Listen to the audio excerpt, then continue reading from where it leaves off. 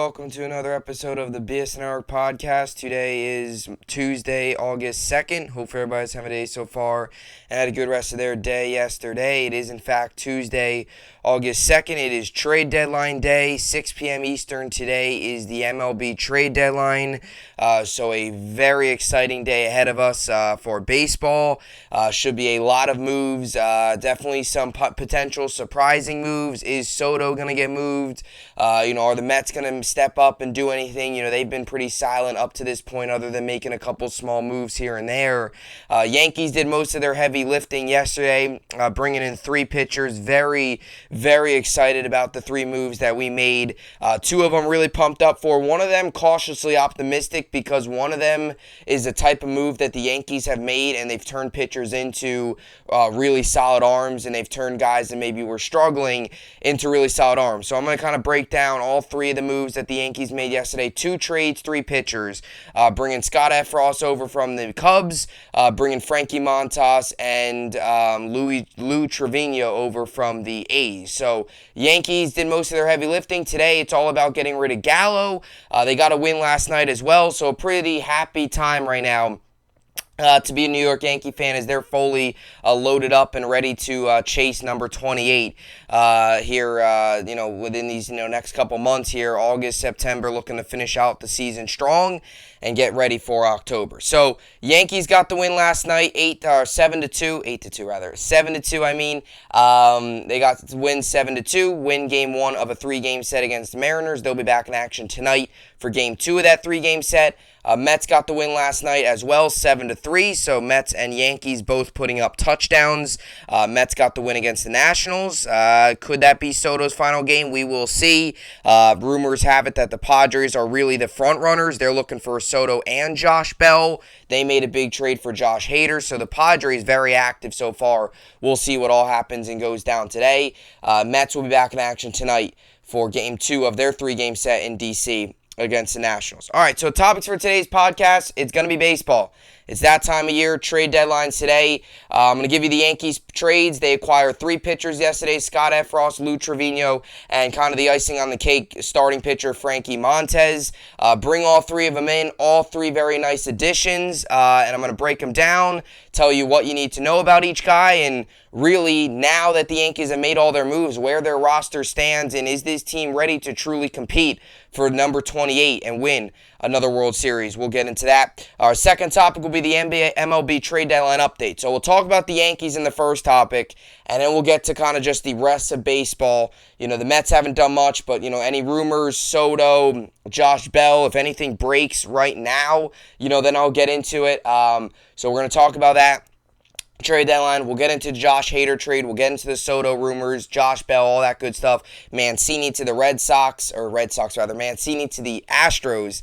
And I messed that up because I was about to say Christian Vasquez got traded yesterday during batting practice. So he's on the Astros, and the Red Sox are playing the Astros, and he went through all the hitters meetings. So kind of a wild situation. It's the trade deadline. Things like that happen. So we'll get into all that. And then we'll finish things off with the New York sports update. Yankees tonight against the Mariners, game two of the three-game set. Mets tonight against the Nationals, game two of a three-game set as well in D.C. All right, so with all that being said, this is the BSN podcast, and let's get into it. So yesterday, the Yankees made very, very big trades. We started off with Andrew Benintendi. Yesterday, they make more trades, acquiring pitching, and I think we all expected this. I think we all saw this coming. It was just a matter of time of when they were going to acquire pitching and when they were going to bring in much-needed boosted arms to this bullpen and to the starting rotation. Yankees yesterday bring in Cubs reliever Scott Efros.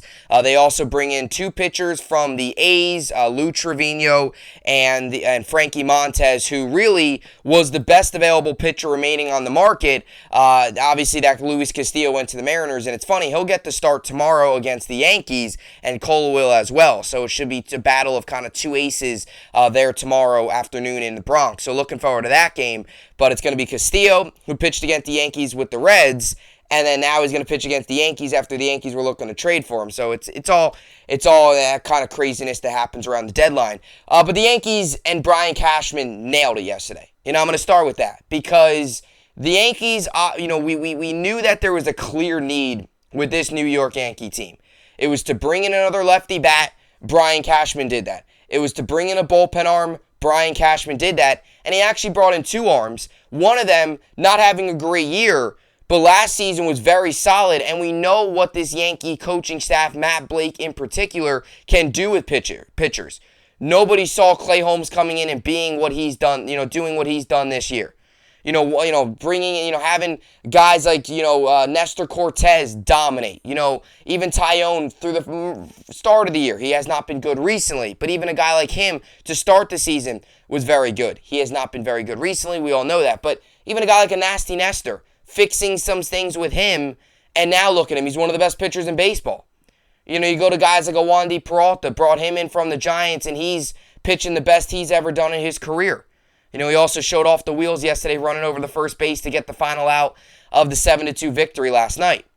That was good to see. So, the Yankees' clear need was to bring in a bullpen arm and to bring in another starting pitcher, and they missed out on Castillo, and they were clearly honing in on Frankie Monte. I know, you heard the Yankees were checking in on Carlos Rodon, checking in on Pablo Lopez, Jose Quintana from the Pirates. Sure, there was a couple other guys on their radar screen, but once Castillo went to the Mariners and the asking price for Castillo was so big, Yankees clearly honed in on what was, outside of Castillo, the best pitcher on the market, and Frankie Monte, who is putting together a really nice season and a really nice boost behind Garrett Cole in this rotation. Yankees are now set up. Other than maybe another move or two here today, which the expectation is Joey Gallo is not going to be a New York Yankee by 6 o'clock today, Eastern time. And the expectation is that they might move Andujar, and they probably could get a decent amount for Andujar because he's young. He's a promising player, has played at a high level at the MLB level. Yankees just don't have much of his room for him, especially now that they brought in Benintendi. So Gallo's definitely going to get moved. Andujar might get moved as well. You're probably going to get more for Andujar. But other than that, Cashman, made the moves he needed to make yesterday. And if you're a Yankee fan today, you should feel very good about where this roster's at going into the postseason. I know it's only August, and a lot can change, and Sevy's on the 60-day IL. He'll come back in September, so he's another arm that you're missing now. Who knows if Zach Britton comes back in the mix, in September. We will see. But the Yankees did what they needed to do, and you got to give credit to Brian Cashman. He brought in the bat, he brought in the bullpen arms, and he brought in a starting pitcher, which we all needed. And I know that the history tells us Cashman's not great at bringing in starting pitching at the deadline, but you got to just believe that this is the right move because Montez is putting together a really nice season. And, you hope that Lou Trevino, Yankees could fix something mechanically with him and he can get back to the 3.18 ERA pitcher that he was last year in 73 and 2/3 innings pitched. I was telling somebody yesterday, I had Trevino on my fantasy team last year. He was a good reliever. He was a solid reliever for the A's. This season, it has not gone well. Can the Yankees get him back to being that player? So, Cashman, Steinbrenner, front office, great work yesterday. And how I'm always been critical of Cashman. But when players, when coaches, when people do good things, I'm going to give them credit. And I give credit here to Brian Cashman because they realize, look, this team's got 70 wins, but there's more that needs to be done. Now, when these moves went down, it was prior to the game, they had 69 wins, but you get what I'm saying. They realize, look, the goal is to win a championship. This team right now has got the best record in baseball. It's first to 70 wins, all that good stuff, but we need to make more moves. Yankees make those moves, and now this roster is primed and set up for the chase for 28 and that World Series run come October.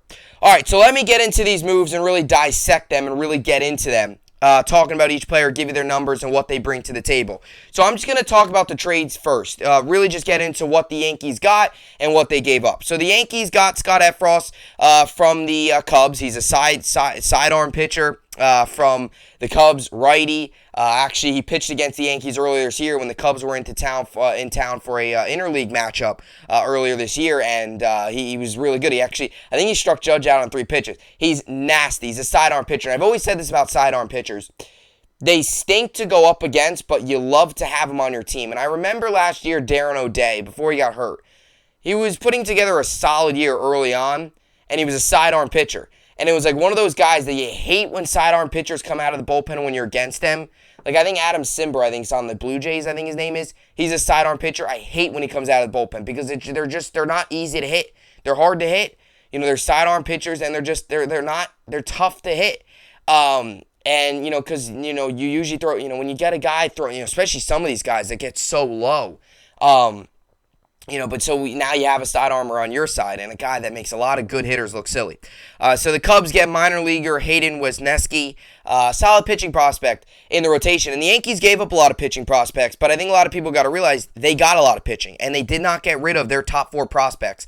And I think that's where you got to give Cashman a lot of credit. He did not get rid of his top 4 prospects. Peraza's still on the team, or still in the organization. Volpe, Dominguez, and Austin Wells, the catcher. All 4 guys, top 4 prospects, none of them went.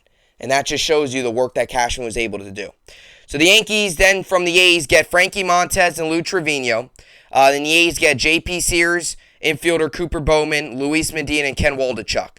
So Sears, Waldachuk are left-handers, and then Efros, Montes, Trevino, Medina are all right-handed pitchers. So Cooper Bowman's an infielder. Sears obviously was a really nice, he came up with us this year, had a couple really nice starts, had a couple really nice outings. It stinks a little bit to see him go, but at the end of the day, it's got to be done. You're going to have to give up prospects to get guys like this, and especially for an A's team that's rebuilding, they're going to look for more young talent. Waldachuk's a promising prospect. Medina, I actually saw Medina pitch this year when I was at a Somerset Patriots game. I saw him pitch this year. He had a little bit of command issues. It was in the beginning part of the season where he was struggling a little bit. He's been much better recently, so much more of a promising prospect for teams to look for. And like I said, Sears already has the major league level. He's kind of, he's a guy that next year you'll probably see with the A's for a good amount of time up in the majors. So Yankees get rid of a couple prospects, all pitchers other than one infielder. But they got a lot of pitchers, like I said, and that's going to happen. And I think the biggest thing why we have to compliment Cashman so much is he didn't get rid of our top 4 prospects. I know Waldachuk's promising. I know Medina's been really hot recently. I know Wesneski, a lot of people are high on. All those guys are guys that, but at the end of the day, you're going to have to, if you want to win a World Series, you're going to have to give up pieces. You can't just hoard prospects and, say, oh, no, we're not giving up anybody and expect to win a World Series. No, you gotta give up guys if you want to win. And that's ultimately what the Yankees did. And they didn't, like I said, they did not give up Volpe. They did not give up Peraza. They did not give up Dominguez. They did not give up Wells. They didn't give up those guys. Those guys are still in the organization. Those guys still have very bright futures, and hopefully they're with the Yankees. So great work by Cashman. All right, so now we got to get to some of these stats. Like I said, a lot of these guys, Frankie Monte and Efros having really good seasons. Trevino, like I said, struggled. But I'm going to give you his stats last year and just show you that he's been a guy that, when he's right, he's a very solid pitcher. So, Scott Efros this season comes in with an ERA of 2.66. He's got 1 save. He's not a closer. He's more of a setup guy, mid-relief guy. He's got 50 strikeouts this season. He's got a whip of 1.07. He's got 47 games played, and he's had 44 innings pitched. Something I find really, really, really pretty crazy about Scott Efros, and I did some more research and found this stat yesterday. An opponent batting average of .94 versus his changeup this season. That's 3 for 32. So his changeup this year has been really, really deadly. And coming from the sidearm motion, changeup, really deadly. .94 opponent batting averages. That's 3 for 32, like I mentioned, on his changeup this year. And to get a guy in the bullpen where you have arms that can throw heat, you have a guy like Loaizaga, he can get up there in speed. A guy like a Chapman that can get up there in speed, like we all know. Even Abreu can, but Abreu, you wonder what his future is. He's got options. You wonder if he's going to get optioned. We got some hard throwers in that bullpen. To bring in a guy that can, really throw some junk, a changeup from the sidearm motion, is really a key factor for the New York Yankees. So that's what they're getting in Scott Efros. Frankie Montes, ERA of 3.18. Win-loss this season, 4-9. By the way, that ERA of 3.18 for Frankie Montes this year, that's second best in his career. His best was in 2019. He had 2.63 ERA. And he actually made 16 starts that year. This year, he's had 19 starts. So he made less starts that season. So more starts this year and more opportunity to lower that ERA. But that's the second best ERA he's ever had in his career. So having a really nice season. His win-loss record, 4-9. Would not read into that too much. He does not get much run support on the Yankees. He's going to get a lot more. This offense will be a lot better than what the A's gave to him. Gave him. He has 109 strikeouts this year. He has a whip of 1.14. He has 19 games started, innings pitched 104.2. And he actually had a really nice outing earlier this year against the Yankees when the A's were in town. So the Yankees, these are all guys that the Yankees have seen, and they know, and they've kind of seen in person. Scott Efros, and a guy who the Yankees supposedly were looking at since April, we're looking at since spring training as a guy in the offseason that could possibly be an addition to this bullpen. And then Frankie Monte is another guy. This has been a guy I think the Yankees have really honed in on for a while. He was kind of in the rumor mill a little bit. Was it offseason? Frankie Montez's name has popped up over the past year or so. In conversations, that the Yankees have had, especially when the A's kind of chose to reset. They got rid of Bassett, got rid of Canna, got rid of Marte. Got rid of everybody, right? Manai, all those guys. Montez's name was in a lot of conversations throughout this season, especially with the way the A's have played this year. He's been in conversations throughout this season. And his run support, like I said, doesn't get much run support. But that's not his fault. The A's offense is just, they're bad. They're not, they completely tore up their roster. And I think, I'll tell you this. He's coming from a smaller market, right? And he's coming from a bad A's team. So he's coming from a team in which they have one of the worst records in baseball. He's going to a team that has 70 wins and is going right for a pennant race. So the energy is going to be different. And I think that I know that could go either way, but I think that could impact him in a positive way too, because he's going to be a lot more motivated. It's going to be a lot more, I think he's going to feel a lot more motivated to go out and pitch every 5 days for the New York Yankees, a team that's right in the heat of it, right in the, running for the best record in all of baseball, than to go play, pitch for an A's team that is got one of the worst records in baseball. And I think, especially with the run support, all that stuff, I just think, I think he's going to do better with the bright lights. I think he's just going to feel a lot more motivated. And a guy who's already had some postseason experience, too, with the A's before they blew it all up. So I really like the Montez move. And it's a much-needed arm, too. Like, we need starting pitching, especially with Tyone struggling. Monty's hit a little bit of a bump in the road. All these guys, you need starting pitching. Outside of Cole and Nasty Nestor, you need more arms. Montez brings that in the middle of where he's putting together a really nice year. And I talk about this a lot. When you get guys, when you're in the middle of really nice seasons, that's great. Benintendi in the middle of a career year, Efros in the middle of a really nice year, Frankie Montes in the middle of a really good season, which he's working with the second best ERA of his entire career. Like, these are the type of moves that really can elevate your team. So really like the Montez move. And it was clear that he was the best pitcher on the market, right? He was the best pitcher on the market. Luis Castillo was gone. Yankees obviously didn't want to give up as much, and that's fine. Because you get Montez, you've been eyeing him up for a while now. You get him, you strike a move, you didn't give up much for him, and that's what's really big about it. Okay, so now Lou Trevino, and I saved him for last because he's a guy that is a lot better than what his numbers show.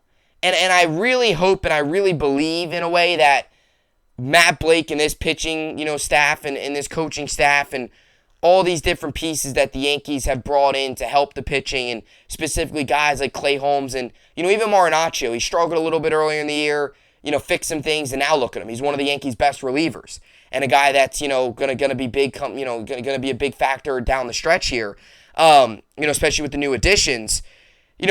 Lou Trevino, you hope that could be the case. Because when the Yankees brought in Clay Holmes last year, he was average. He was He was kind of just a depth move. It was kind of interesting where the Yankees were really going with it. And now look at him. And I know he blew the last start, and he's maybe hit a little bit of a bump in the road, struggling a little bit recently with command. But a guy that, for the most part of this season, has been one of the best relievers in all baseball. Both of them could be in New York, Edwin Diaz and Clay Holmes. Lou Trevino, you hope, can be that guy, where he was really good last year. He's been really good throughout his career. This season, he's just been really struggled. And it could just be the fact that he's having a down year. Guys have that. But I think the big thing with him is what he did last year. He's still, you got to hope that he's still capable of that, because last season was really solid. So I'm going to read you this year's stats, and I'm going to get a little bit into last year as well. So this year, he's got an ERA of 6.47. He's got 10 saves, 45 strikeouts, a whip of 1.88. This is in 39 games pitched, and he's had 32 innings pitched. So last season, his ERA, 3.818, that's better. Saves 22, that's more. Now, this season still got to move on here. 67 strikeouts, a whip of 1.25, games pitched 71, innings 73.2. Last season, he was one of the A's best relievers and just all around a really good reliever. Off speed, fastball, all that good stuff last season. This year, you see the ERA, 6.47. It has ballooned all the way up to that. He's been a little better recently. He got off to a really bad start. He's been a little better recently, but still a guy that you wonder if it's, and they said this yesterday on the broadcast when they brought Jack Curry on, you wonder if it's just bad luck. You wonder if it's mechanics. You wonder if it's something where maybe just a change of scenery could help. You wonder, because last year he was very good, and he's been very solid throughout his career, and this year it just hasn't been good for him. So you got to hope that he's a guy, and like I said, Yankees have a history of doing this, where they go out and trade for a guy who maybe isn't having the best year, but they turn that guy into something. And he's 30 years old, so this is his 5th year in the league. I would hope he's not. I don't think it's something where he's turning into out of his prime or he's getting old. No, I mean, this is his 5th year in the league. He's 30. You assume as a pitcher, as a reliever, he'd at least have 4 or 5 good years left.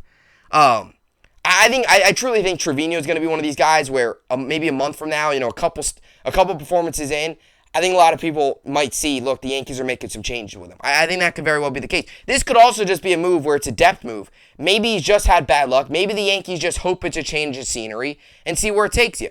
Out of all these moves, Trevino's the one that you're like, okay, he struggled this year, But when you look at the Yankees, it's almost like they love bringing in guys, and I don't mean that in a negative way. They love bringing in guys that maybe have struggled so they can turn those guys into what they were or once were, and I think that's what they very well could do with Lou Trevino. And then they also could have just said, hey, look, take him, It could also be a case, but he's got a lot of experience. And you look at some of these years, 2018, 2.92 ERA. 2019 wasn't great, 5.25. But look at the past 2 years, 3.86 and a 3.18. Those are solid reliever ERAs, and you look at just the overall, performance, it's just all around very solid. Very solid guy, very solid pitcher throughout his career, having a little bit of a bump in the road this year. So you just hope he could turn that around, and very well, Yankees coaching staff could very well see something in him and turn him into we're at that point right now. The Yankees love getting these even Trevino. We brought Trevino. There's so many guys. The Yankees bring these guys in, and it's like, oh, this guy's a really nice fit for us. It's just how the Yankees do business, I guess. So all 3 of these moves really solid. Really like them. Scott Effross, like I said, sidewinder pitcher, sidearm, a guy that you hate to go up against, but you love to have on your side. So the Yankees now have him on his side, and it's just anytime you have a sidearm pitcher in your bullpen, it gives them a different look. Batters are going to have, it gives them a different look. It gives them a different sense of, it's just hard. I personally, I don't think I can ever remember really going up against sidearm. Like I said, I don't play in the major leagues, but in the days of me playing baseball, I've gone up against some funky windups, but not sidearm. But on TV, sidearm looks like it's terrible to go up against. But Yankees have him on his side, so that's good for us. And like I said, Montez, much needed. And now you look at this rotation, and it's just that much better with Montez. Cole, Montez, Nasty, and maybe Monte. If Sevy comes back in time, he might only have 3-4 starts under the belt, or they start him over there, and Monte and Tyone go to the bullpen. I think Tyone's definitely going to go to the bullpen. I think it's a matter of whether it's Monte, Sevy, whether they kind of roll with a 3-man mix and then see maybe ride with the hot hand. That's very well could have the Yankees play with the postseason too. They go with the hot hand. If Tyone's on a stretch of 5 straight really good starts to close out the year, maybe they plug him in. If Monte's, maybe they plug him in. If Sevy comes off the IL and he has 3-4 really good starts, they plug him in. I think that's something, but I think you could kind of say that the solidified 1-2 is going to be Cole and Montez. And then I think Nasty Nestor too. And then, I think people say too you could put Nasty Nestor in the bullpen, but I just don't think it's fair. I think Nasty Nestor deserves an opportunity to go out there and get some playoff starts. He's been phenomenal this year. Maybe that's just me, but it's definitely going to be Cole Montez now as your 1-2 punch. And you look at that 1-2 punch and you go in and say that's pretty solid. You have 2 guys that, Montez was the ace of the A staff, and you have Cole, who I know he's had a couple head scratching starts this year, but when Cole's on, he's an ace, and we all know that. So really a solid addition there for Montez as well. So Yankees, Brian Cashman make moves, much needed moves, And you got to give it up for Cashman. He's done what this organization, what this fan base wanted him to do. And you bring in pitchers, solidified bullpen, and now you just look at this roster and you go in and say, all right, Efros add to the bullpen, Trevino, Montes to the starting rotation, and now you're locked up, ready to go, heading into the postseason. So, Yankees get 3 pitchers. I think today, a lot of you hear some rumors that the Yankees possibly are going to be interested in maybe another move here or there. I think the biggest thing is going to be getting rid of Gallo. I think Gallo's gone. I think it's obvious too. Yankees have not put him in the lineup the past 3 days. I think it's pretty obvious his days as a Yankee are not numbered anymore. I think it's only coming down. I think we're just counting down the hours until Gallo's no longer a Yankee. And look, Gallo, we can pound him all we want. I know I did yesterday.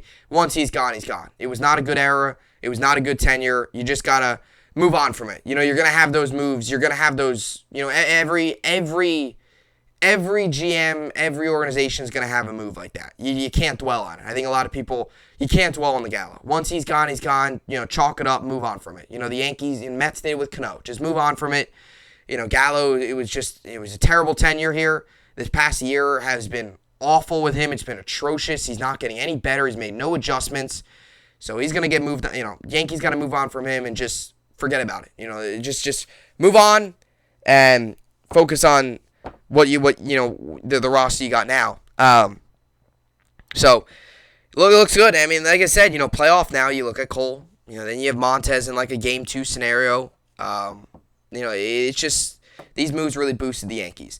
Andujar too is a guy that might be on the radar screen, and I think you're gonna get. I think you could get something for Andujar. Andujar's a guy that I think you could see some of these teams sticking him into Yankees sticking him into a deal. He's a guy that I think is, somebody that really has, he was second in AL Rookie of the Year voting his rookie year. And even his little opportunities he's gotten over the past couple years, he's taken advantage of them. And he's raking in minor leagues. He's raking in Scranton. A guy that I thought the Yankees might have to package in a deal for a guy like a Montes or a Castillo or anybody. The Yankees didn't have to give up anybody really, other than Series. Other than that, it was all a bunch of prospects. No real Andujar or anybody that's been up before. So we'll see how the rest of it plays out. Like I said, if anything breaks on the show right now, I'll keep you updated.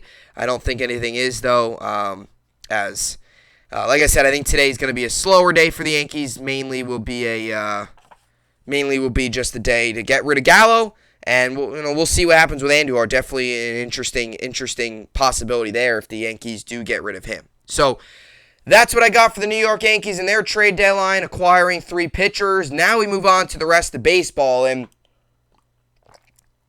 the trade deadline's crazy. Whether you get a Benintendi situation where he flies in with the team, the Royals, is at the team hotel, he's hanging out, and Mike Matheny, the Royals manager, comes to his room and says, or calls him down to his room and says, you've been traded to the Yankees, and Benintendi still, was staying in the same hotel, even playing for the Yankees. Whether it's that situation, whether it's a situation where, you have, what was the other one? There was whether it's a situation like it's a situation like yesterday where you have Christian Vasquez getting traded during batting practice. Any of these, whether it's a situation like the Mariners where Luis Castillo, who the Yankees were in on talking to him about trading for him, now is going to pitch against the Yankees tomorrow. Whatever it is, trade deadline's a wild time of year for trades and for the different scenarios that happen. It's just weird, whether it's, getting traded and then playing against your former team, a team that was trying to trade for you, now you're pitching against that team that was trying to trade for you. I think the craziest one of them all took place yesterday, and I think it was really kind of a disservice to Vasquez. I know it's a business, I get that, and players will say that, but, just a bad look by the Red Sox. He goes through all the hitters' meetings, all the team meetings, and then takes batting practice with the Red Sox. They pull him aside and tells him he got traded to the Astros, and they're in Houston, in Minute Maid Park, taking batting practice. So he's just got to walk across, go to the other clubhouse, and now he's a Houston Astro. You talk about just a wild, wild turn of events. And I think it's a good move for the Astros. I think it's a little bit of a shock for the Red Sox. Red Sox had a really odd day yesterday because they didn't sell, They sold a little bit and they buy. They brought in Reese McGuire. They got rid of Christian Vasquez. It's a downgrade at catcher, but you're still bringing in another catcher. And then they brought in Tommy Pham as an outfielder. And it's like, okay, Tommy Pham, there was a couple teams that had a couple contending teams that has eyes on Tommy Pham. Bogarts, Martinez, all those guys are still in place. The Red Sox had a weird day, and you wonder if they're going to have another weird day. You wonder if JD Martinez is going to stick with the Red Sox. You wonder if Bogarts is going to be a Boston Red Sox after the deadline. I think he probably will be. Martinez is definitely interesting, but a weird day for Boston yesterday. And a very weird situation for Christian Vasquez. And you have the media, too, where right when they trade for him, they got the media, all these microphones in his face saying, oh, did you get traded? Did you get traded? Like, he was just taking batting practice. Somebody told him, you got to wonder what's going through his head. So those are the crazy things that happen at the deadline. And, like he said, I mean, at the end of the day, it is a business. It's going to happen. Anytime, especially when you're on a team like the Red Sox where, like a rebuilding team, like a really bad team, like the A's, for example. Frankie Monte, I'm sure kind of knew, look, I'm going to get traded. Luis Castillo, I'm sure kind of knew, look, I'm going to get traded. Like a guy like a Soto, it's still up in the air because teams are interested. Nationals want a lot. You wonder if teams are willing to pay. You hear the rumors about Dylan Carlson. But, that's a situation where it's like all over the place. For like the Red Sox situation, it's even crazier because they're going to sell, but you wonder who. Are they going to get rid of me? Are we going to buy? Are they going to stay put? What are they going to do? You hear rumors one minute that the Red Sox are going to sell, then you hear rumors that the Red Sox are going to stay put, then you hear rumors that they're going to sell, stay put. It's all over the place. And that's all these players are hearing. I mean, you wonder, maybe they've had, some conversations of saying, look, your name's out there, we're taking calls, don't be surprised. That could very well be the case. But when you're taking batting practices and you get traded, and then the team that you get traded to is the team that's playing the Red Sox, it's wild. So those are the things that happened at the deadline. Another move was Josh Hader to the Padres. Just a wild move. For the Padres, I was actually pretty shocked that the Brewers got rid of him. I know you heard the rumor pop out a couple days ago that the Brewers were willing to trade Josh Hader, but for a Brewers team that's first in the NL Central, to get rid of one of the best closers in all of baseball is a little shocking. Now, they did get Taylor Rogers in return, but Taylor Rogers is not Josh Hader. And you wonder, and this move leaves a lot of people thinking, because the Padres got rid of Taylor Rogers and they got Josh Hader. So it was a closer for a closer. And I think the Padres genuinely got better. I don't think the Brewers got better. And that's my personal opinion. I don't think the Brewers got better. I know they got some other young talent and prospects, but in terms of currently winning now, I don't think the Brewers got better. I think the Padres got better by acquiring Josh Hader as one of the best relievers in baseball. Taylor Rogers is not better than Josh Hader. Taylor Rogers is good. He's not Josh Hader. And I know a lot of people might look at Josh Hader's ERA this year and say, oh, it's north of 4. He's had 2 bad starts, 2 bad outings. That's why it's north of 4. Prior to those outings, it was below 2. Hader's a very good pitcher. He still is. And for a Padres team now that's, I think, fully zoned in on trying to get that wild card in the National League where they're +2 up +2 on the second wild card spot. I think they're a team that is going to be, they're in on Soto, but that trade leaves a lot of people thinking, myself included. They didn't give up much minor league prospects. They gave up their closer, and they got Hader, and they gave up about 2 or 3 other prospects. You wonder if giving up more major league talent, not giving up as many prospects for a Josh Hader, a guy who I'm sure would take a lot of prospects if you didn't throw the Taylor Rogers in there. You wonder if they did that trying to save prospects to go all out for Soto. And I said this about the Soto stuff. And I was talking about somebody yesterday about this. I wouldn't be surprised if Soto gets dealt. I also wouldn't be surprised if Nationals don't get rid of him.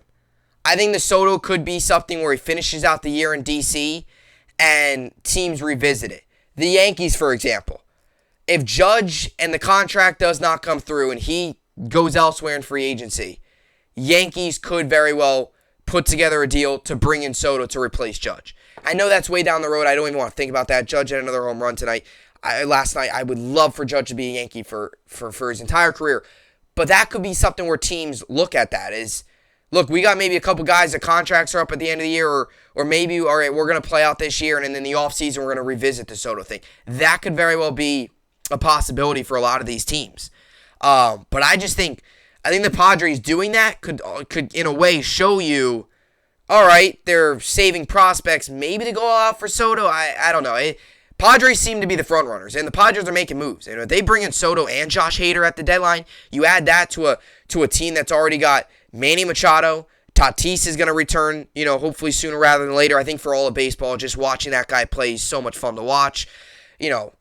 Cronenworth.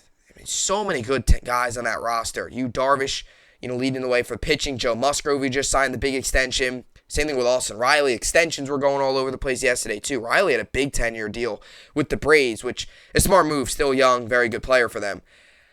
But, man, oh, man, Padres are a team to look out for today. And the Soto stuff, who knows? Like I said, I think yesterday, the Nationals fans gave him a big ovation when he worked the walk, possibly as his final at-bat. If I'm the Nationals, I wouldn't get rid of him. That's my personal opinion. I've always stood by that. I don't think the Nationals should get rid of him. You could say, we're going to get a ton of prospects. Can you guarantee another prospect is going to be as good as what Juan Soto has done for your organization already? Can you really? I don't know. I see so many sides of it. Because there's a side to it of Soto just wants to go elsewhere to win. And I agree with that side. Then there's that side of he wants more money. He's not going to get much other more money elsewhere. Especially if he goes to a team at the Padres where they're already paying Tatis and Machado a ton. I think Soto truly wants to win, and I think that's why you're hearing some of these rumors. I think Soto wants to win and I think Soto's forcing some pressure maybe on this Nats front office to say, look, I want to win. I don't want to be a part of a rebuild for the next 3-4 years while I'm going to be in the prime of my career. I think he's already won a World Series, but a lot of these guys aren't. Just because you win one World Series, that doesn't mean you should be satisfied. I think that's the big thing with the Nationals. It's like they tore it all up, and I think Soto, in a way, rejecting those big contracts, I think show that, look, I want to win. I don't want to be, I don't want to be a part of a team that's going to lose for the next 3-4 years. I want to win. And I think that's why you might see the Nationals now look to move Soto, get something big for him. But when you are rebuilding, though, you want a guy to build around. Soto's that guy. If you get rid of Soto and, let's say, Josh Bell, you're not going to build around, upper 30-year-old Nelson Cruz. He might get moved too. I just think, I don't know. The Soto stuff's very interesting. Like I said, I wouldn't be surprised if anything happens. I wouldn't be surprised if he stays. I wouldn't be surprised if he goes.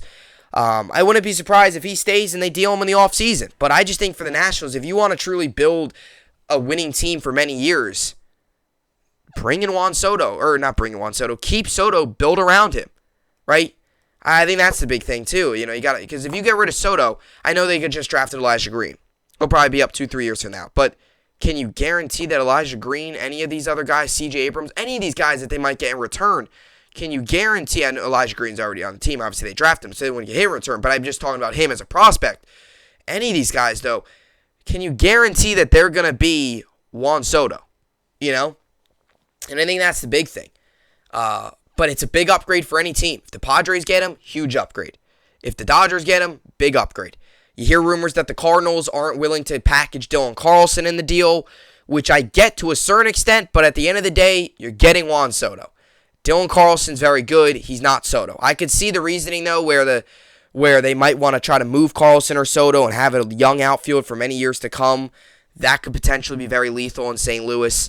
So the Soto thing's definitely really heating up and all that stuff. So you hear that. Padres, Hader, still in on Soto. Soto's still national as of right now.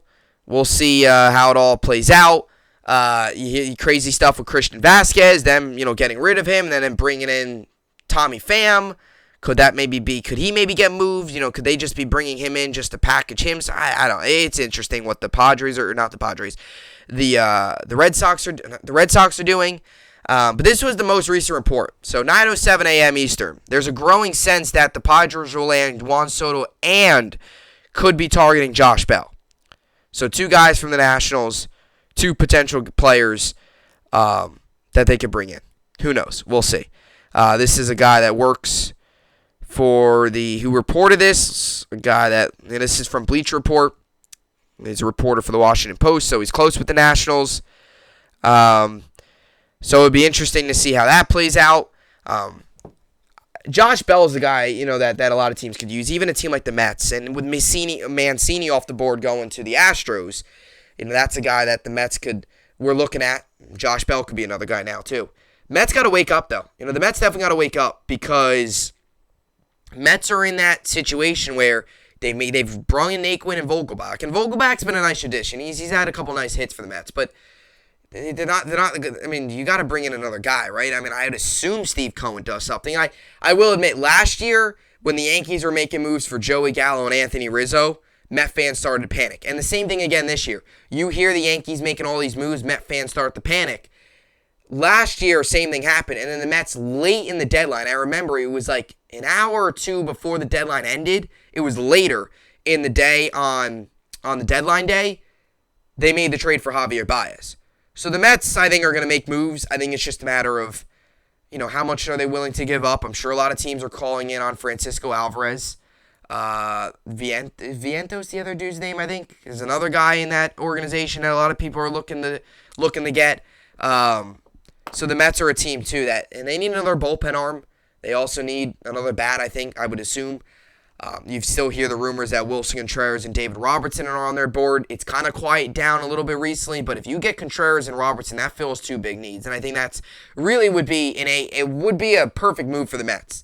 Because they're bringing in Wilson Contreras, you need a catcher. Contreras is that catcher. He also brings a very good bat to your lineup.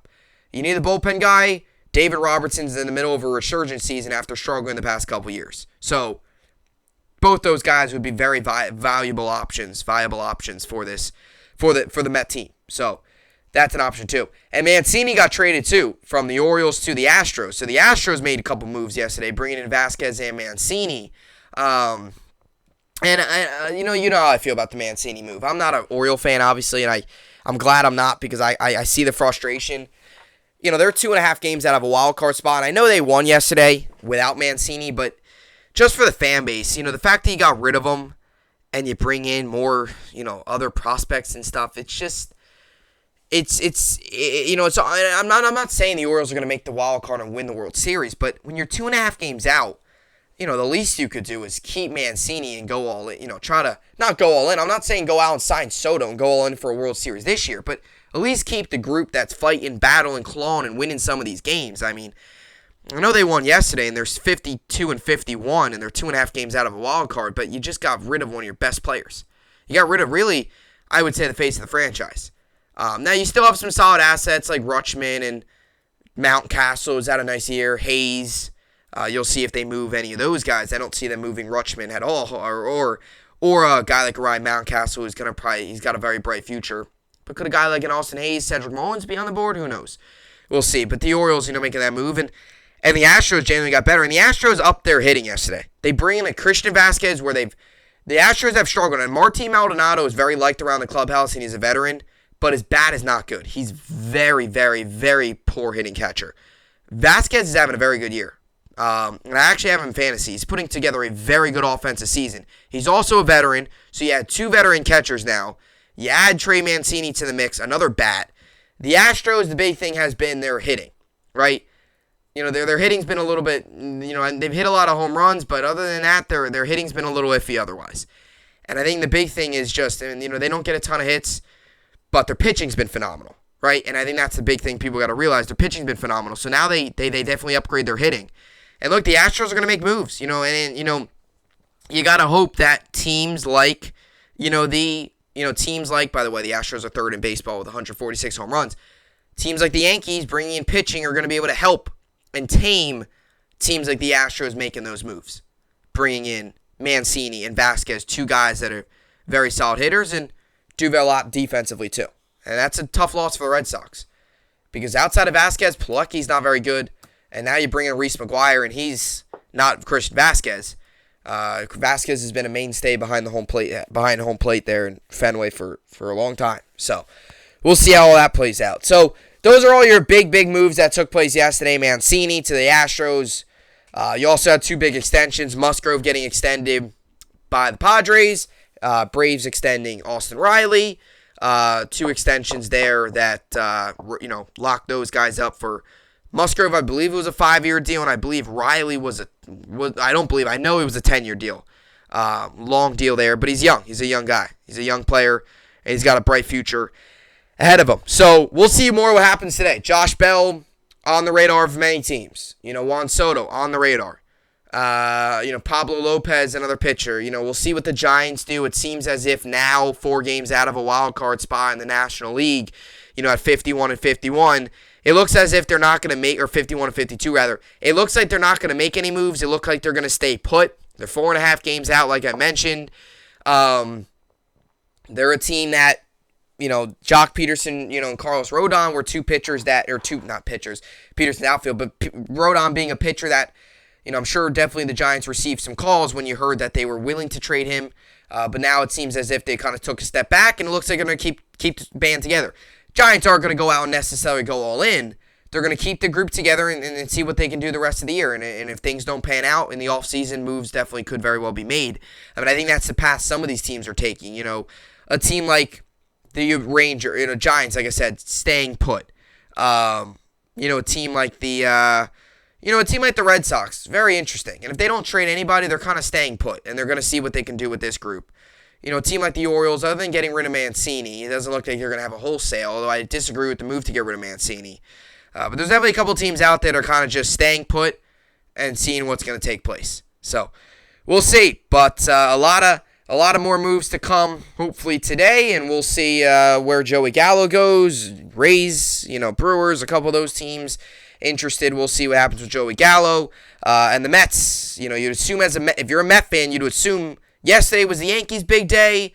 You'd assume the Mets' big day would be today. I would assume personally, just as a baseball fan, as a guy who knows what, a guy who knows what Steve Cohen is capable of bringing in. He's done it before. So,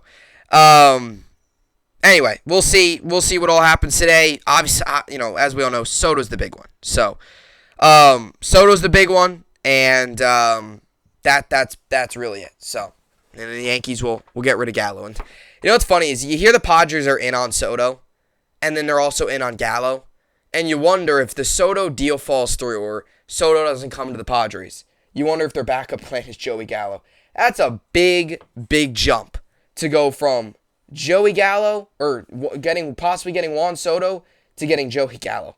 It's a pretty big jump. Although I always say it, Gallo's a guy that can, maybe he thrives more small market teams. Although, the Padres they're a smaller market, but they get a lot of media attention just because they got a lot of big names over there in San Diego. So, looking forward to today. It's 10 Eastern. It's 6 Eastern is the deadline. Currently 9:59 Eastern, I should say. So it'll be 10 Eastern in a minute, and then 6 Eastern's the deadline. So we'll see how it all plays out, and if there's any big blockbuster moves.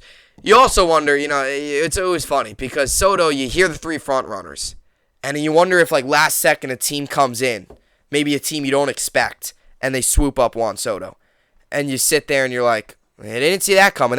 You always get one of those moves at the deadline. You always get them. Where it's a last second a team comes in. Almost like Josh Hader to the Padres. I don't think many people saw that coming. When you heard the rumor the Brewers were willing to give up Josh Hader, you were like, okay, I don't think he's getting traded. It's just one of those things where, they're showing that he's out there, but, I don't think they're going to trade him. And then when a deal actually went down, you're like, well, that's pretty shocking. That's pretty shocking. So you might get a couple of those moves today as well. Anyway, as for the baseball games today, you got the Padres, Rockies, Marlins, Reds, Brewers, Pirates, Blue Jays, Rays, Guardians, Diamondbacks, Phillies, Braves, Tigers, Twins, Cubs, Cardinals, Orioles, Rangers, Red Sox, Astros, White Sox, Royals, Angels, A's, Dodgers, Giants, and the Rockies, Padres. That will be game 2 of the doubleheader. Mets, Nationals tonight, 7:05 Eastern, MLB Network and SNY. Mets come into tonight's game 65-37. Nationals come into tonight's game 35-69. Mets have Jacob deGrom on the mound. Yes, deGrom makes his season debut.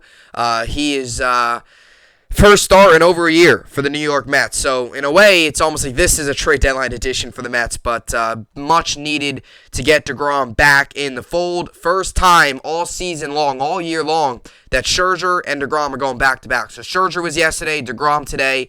So we'll see how that goes. And the Nationals got Abbott on the mound. He's 0-0 with a 2.25 ERA. Over-under is 8.5. I think the big thing for the Mets is just hope that DeGrom goes out there, throws well, and comes out of the start healthy. That's the big thing.